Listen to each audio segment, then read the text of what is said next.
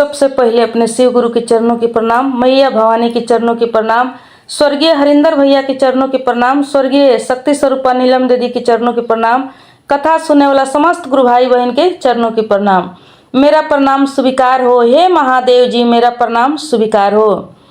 तो देखी गुरु भाई बहन, बहुत सुंदर आप लोगन के बीच में एगो कथा लेके आइल बनी, जौना कथा के नाम बा कि एगो मछुआरा के एगो मछली धनवान बनौले बड़ी। आई सुनी ये कथा के कि एगो मछली कैसे एगो मछुआरा के धनवान बनौले बड़ी। जौन मछुआरा वही मछली के मार के जाल में बाजार में बेचेला, वो मछली के हत्या करेला, वो मछली के खाला, फिर भी वो मछली वो मछुआरा के कौने गुण पर कैसे कृपा कैले बड़ी, कैसे ओकरा के सेठ धनवान बनौले बड़ी। तो एक कथा के पूरा सुनने के पड़ी दीदी, काहे कि कौनो भी कथा कहानी जब पूरा सुनल जाला तो शुरू में तो शुरुआत रहेला, जब लास्ट में जाला तबे जाके कथा के रीजन समझ में आवेला, कथा के जौन नतीजा होला उ निकलेला। काहे कि कौनो रुआ फिल्म देखतानी, सीरियल देखतानी, चाहे जे कुछ भी देखतानी, तो लास्टे में जाके ओकर जौन नतीजा होला तौन आवेला। तो जब तकले लास्ट ना देखल जाला तब तकले कुछ समझ में ना आवेला, समझी कि उस समय व्यर्थ होला, कथा कहानी अधूरा हो जाला। ताई ये कथा के पूरा सुनी, बहुत सुंदर कथा बा। तो देखी गुरु भाई बहन, एगो गांव में एगो मछुआरा रहले। मछुआरा मछली मार के अपन परिवार के गुजारा करस, अपन जीविका चलावस। कुछ मछली बाजार में बेचस, कुछ मछली अपना घर में अपन भोजन खातिर साग सब्जी के बदले बनावस, आ वही से उनकर परिवार जौन बा जियत रहे, चलत रहे। काहे कि मछुआरा रहले तो उनकर उहे कर्म रहे, उनकर जाति के हिसाब से उहे कर्म रहे। पहले के ज़माना में देखिए गुरु बहिना, पहले के ज़माना में अपना जाति के हिसाब से लोग अपन पेशा करत रहो, अपन कर्म करत रहो, आ वही पेशा से वही रोजगार से अपना परिवार के गुजारा चलावत रहो।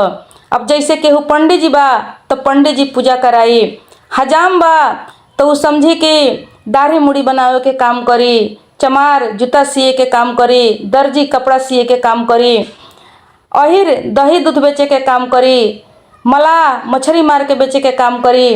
पहले जाति के हिसाब से काम होत रहो, लेकिन अभी वैसे नहीं थे। अभी देखें, अभी पढ़ाई के ज़माना बा, साइंस के ज़माना बा।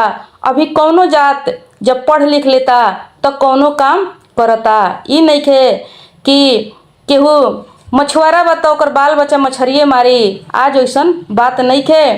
जे पढ़ लेलक वो बड़का बड़का नौकरी भी करता, सर्विस भी करता, लेकिन पहले के ज़माना वैसन ना रहे।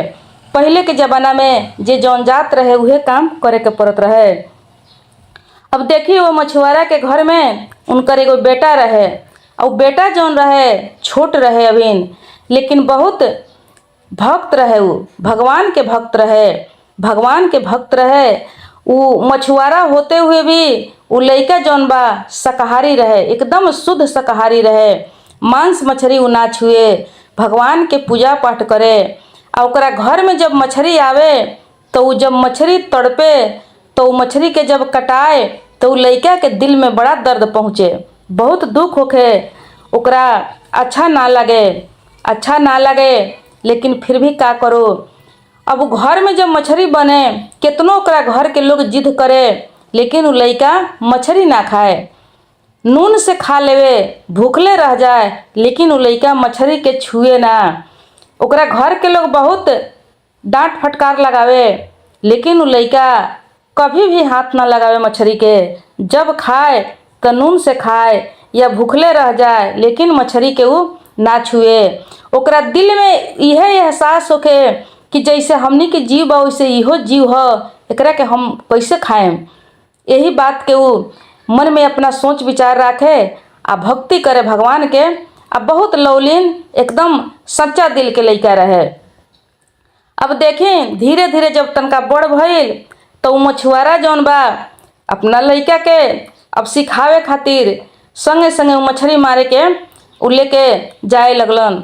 जब मछली मारे के जाए लगलन तो लड़का जाए लगल, लेकिन जब देखे कि जाल में मछली फंसता तो लड़का के बहुत दर्द होखे, बहुत दिल में चोट पहुँचे, बहुत छपटियाए। लेकिन ए गुरु बहिना मजबूरी रहे, काहे कि वही घर में वही खानदान में उनका जन्म भई रहे तो दोसर कोनो उपाय ना रहे। अब धीरे धीरे उनकर बाबूजी सिखावे लगले मछली मारे के। लड़का धीरे धीरे मछली मारे के सीखे लागल। मन ना होते हुए भी, दिल ना चाहते हुए भी मछली मारे के काम उनका सीखे के पड़ गई। अब सीखते सीखते मछली मारे के काम वो सीखले। मछली मार के तो ले आवस, लेकिन खुद के ना छुअस मछली। भले बाजार में बेचस, घर परिवार के गुजारा करस, चलावस। अब बड़ हो गईले। जब बड़ हो गईले तो उनकर बाबूजी सब जिम्मेवारी मछली मारे वाला उन्हीं पर सौंप दिले। कहले कि अब ई काम तू कर, अब हमरा से ई काम नइखे होखे वाला। अब वो लड़का मछली मारे वाला काम शुरू कैलक आ सब परिवार के गुजारा करे लागल मछली मार के। देखी धीरे धीरे बढ़त गईलन। उनकर शादी ब्याह भी हो गईल। शादी ब्याह हो गईल। अब सब घर परिवार देखे के, चलावे के, अब और ज़्यादा जिम्मेवारी उनका ऊपर बढ़ गईल। लेकिन बहुत दुख से अब देखी भगवान से प्रार्थना करस, मन ही मन कहस कि हे भगवान, काश हम ये मलाह के घर में, मलाह जाति में हमर जन्म ना भई रहित तो ई काम हम ना करती। हमरा के माफ़ करेम हे भगवान, हे नाथ, हमरा के माफ़ करेम हे महादेव जी। देखी ई मजबूरी से ई काम हम कर रहल बानी, काहे कि परिवार के देखल भी जिम्मेवारी बा, इहो एगो धर्म बा। परिवार यदि हमर भूखा रह जाता, दोसर कोनो उपाय ना रहे, मछुआरा के खेत बाड़ी भी ना रहे, बस एक ही गो उहे रोजगार रहे मछली मार के परिवार के चलावे के, दोसर कोनो रोजगार ना रहे। अब भगवान से मन ही मन कहस कि हे भगवान, ई परिवार के भी देखल हमरा जरूरी बा। यदि परिवार भूखे रहता, प्यासे रहता तो इहो एगो पापे के काम बा। एहू से हमरा ऊपर दोष लग जाई तो रउआ हमरा के माफ़ करेम। बहुत दिक्कत से, बहुत आत्मा के दुख से हमें मछली मारे के काम करतनी। अब दिन रात लइका मन में भगवान से इहे गोहरावे आ दिल में जौन बा ओकरा मछली के देख के बहुत दया आवे, बहुत दया आवे। बहुत दयावान लइका रहे, लेकिन का करो, बहुत दिक्कत रहे। दिक्कत से वो मछली के मारे। अब देखी ये गुरु बहिना, एक दिन के बात हो कि ओकरा गाँव में अठजाम होत रहे। गाँव में अठजाम होत रहे। अब अठजाम जब होत रहे तो रात के समय जब आइल तो रात में वो तालाब में मछली मारे जाए। तालाब में जब रात में मछली मारे जाए तो गइल बा रात में उस दिन जहिया अठजाम होता उस दिन गइल बा लइका मछली मारे। अब मछली मारे जब गइल बड़े तो देखी अब मछली मारा तरे आ कह तरे कि हे भगवान, कम से कम 2-4 गो मछली हमरा जलिए में जल्दी फंस जाइत तो हम घरे चल जैती आ जाके रात भर हम अठजाम देखती। रात भर हम भक्ति में अपना मन के लगौती, रउआ नाम के हम जाप करती। हमरा जलिया में कम से कम 2-4 गो मछली फंस जाइत। बाजार में भले ना बिकाई, कम से कम अपना परिवार में बने भर के, अपना घर में बने भर के हो जाई तो हम यहाँ से चल जैती। अब देखी कह तरे आ अपना जाल के लगौले बड़े, लेकिन एको गो मछली नहीं खियावत। एको गो मछली नहीं खे जब फंसत तो बहुत देह में उनका छटपटी होता। उनकर मन जौन बा उ जाके अठजाम के ओर लाग गई रहे। पूरा मन ध्यान वो अठजाम में लागल बा। समय धीरे धीरे बीतता, निकलता, लेकिन एको गो ए गुरु बहिना एगो सिधरियो उनका जाली में नहीं खे आवत। बहुत परेशान होता रहे, बहुत दुख बा आत्मा में कि अब हम कैसे का करी बताओ। अब तो एको गो मछली नहीं खे मिलत तो हम अपना घरे यदि नहीं लेके जात तो बिहान हमार परिवार जौन बा वो भूखे रह जाई। परिवार में माई बाप, पत्नी, बेटा बेटी सब रहे, परिवार बहुत बड़ रहे। अब उतना उतना लोग भूखे मर जाई। उतना उतना लोग जब भूखे रही तो ये अच्छा ना होई। बहुत हमरा ऊपर एगो हम दोषी बन जाएम। हम का करी, हम कौन उपाय करी, कैसहूँ करके एको 2 गो मछली मिल जाई तो हम अपना घरे चल जैती। कितनो करस कुछ करस कितनो छपटियास, लेकिन एको गो मछली उनका जाल में ना आवे, एको गो मछली उनका जाल में ना आवे। धीरे धीरे रात बीतत गईल, रात बीतत गईल। अब तो इनका मन में बड़ा बेचैनी भइल, बड़ा बेचैनी भइल कि अब हम का करी। अब तो मछलियों ना मिलल आ हमर रात भर के अष्टजामो छूट गईल। अब तो हमरा बहुत टेंशन भइल। अब देखी ये गुरु बहिना, धीरे धीरे रात बीतत गईल, भिनसरवा होखे लागल। समझी कि 3-4 बजे लागल। अब 3-4 बजे के समय में उनका जाल में एगो मछली फंसल। एगो मछली जब फंसल तो मछली बड़ रहे। अब मछली जब देखले कि एगो जाल में फंस गई, बहुत बड़ मछली बिया, तो बहुत खुश भइले। खुश ऐसे भइले, कहले कि चलो कम से कम बजरिया में जाई चाहे ना जाई, घर में तो हमरा बन जाई, परिवार के लोग हमारे भूखे तो ना रही। अब वो मछली उठौले, अब मछली उठा के एकदम दौड़ल अपना घर के ओर चल दिले। घर के ओर जब गईले तो ले जाके वो मछली के तोप दिले। आ तोप के हकासल पियासल अपना गांव में जहाँ अष्टजाम होत रहे वही जब पहुँच गईले। केहू से न कहले न सुनले, हकासल पियासल, काहे कि मन तो उनकर लागल रहे, वहाँ मन तो उनकर टंगाई रहे। वो अष्टजाम में गईले, जाके अष्टजाम जहाँ होत रहे वहाँ बैठ गईले। बैठ के भगवान के धुन में मगन हो गईले। भगवान के जहाँ राम नाम के जाप होत रहे, अपना मन ही मन जपे लगले, एकदम मस्ती में रहले भगवान के नाम से। अब देखें ऐसा ही करते करते अब रात बीत गई, 3 बजते रहे।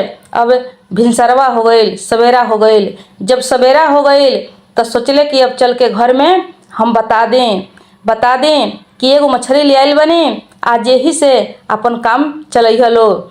अब घर में आइल बड़े। घर में जब आइल बड़े तो आके जाके घर खोल तरे आ उ तोपले रहे मछली। जब उठाओ तरे, जाली हटाओ तरे, देखो तरे तो देखी ये गुरु बहिना, जब मछली उठौले तब मछली के मुंह में से कम 10 गो हीरा के टुकड़ा गिरे लागल। धबाधब हीरा के टुकड़ा जब गिरता, घर जगमग जगमग करे लागल। अब ई मछुआरा के लइका देख के घबराए लगले, छकित हो गईले कि ई का हो गई, ई मछली के ई का हो गई। हम मछली तो ठीके लिया के रखनी हम। अब देखी, अब अपना बाबूजी के बुलौले। बाबूजी के बुला के जब देखाओ तारे, कह तारे कि ये बाबूजी, रात में हमरा एक ही गो मछली मिलल, अब मछली हम लिया के रखले बानी, देखी ये मछली के मुंह में से का निकलता। बाबूजी उनकर देखले तब बाबूजी हीरा के पहचान गईले। कह तारे कि ये बेटा, ये तो हीरा हो, ई मछली में से तो ई मछली तो हीरा उगल तारी। ये तो तोहरा भक्ति के चलते देखो ये मछली कृपा कैले बड़ी। ये तो सब भगवान के लीला हो। भगवान तोहरा पर तोहरा भक्ति के फल दे रहल बड़े। तू शुरू से भक्त रहलह, शाकाहारी रहलह, जीव जंतु पर तोहरा दिल में दया रहम रहल। हमने के कितनो लाख कोशिश कैनी सन, भूखा रह गइल बड़, लेकिन तू कहियो मछली नहीं खैले।